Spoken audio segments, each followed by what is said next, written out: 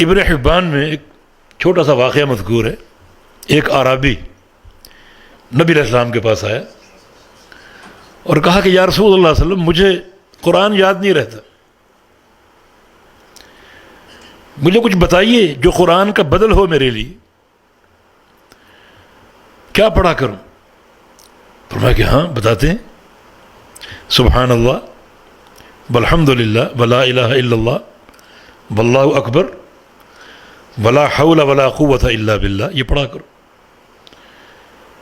مجھے ذرا دہرانے دیجیے. اس اعرابی نے کہا، مٹھی کو کھلا ہوا رکھا اور ان کلمات کو پڑھنا شروع کیا، سبحان اللہ والحمد للہ ولا الہ الا اللہ واللہ اکبر ولا حول ولا قوت الا باللہ.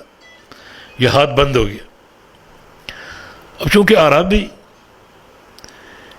گفتگو کر جاتے ہیں، انہیں وہ جو شہری پروٹوکول ہے اس کا علم نہیں ہوتا، جو من میں آئے کہہ ڈالتے.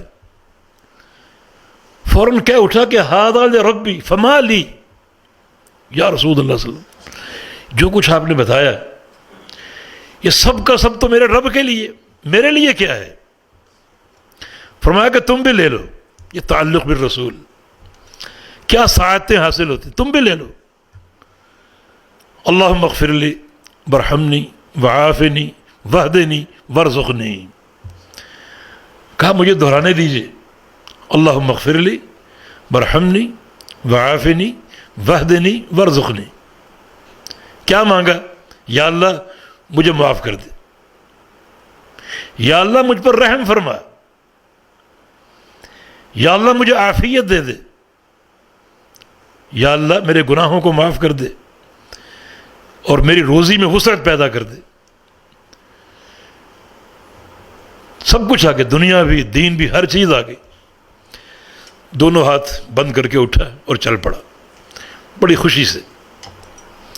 رسول اللہ صلی اللہ علیہ وسلم نے ارشاد فرمایا کہ اما ھذا فقد ملأ یدیہ بالخیر.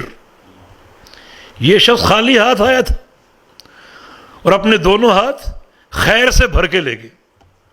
خالی ہاتھ آیا تھا، تہی دست آیا تھا، لیکن خیر کے خزانے سمیٹ کر چلا گیا.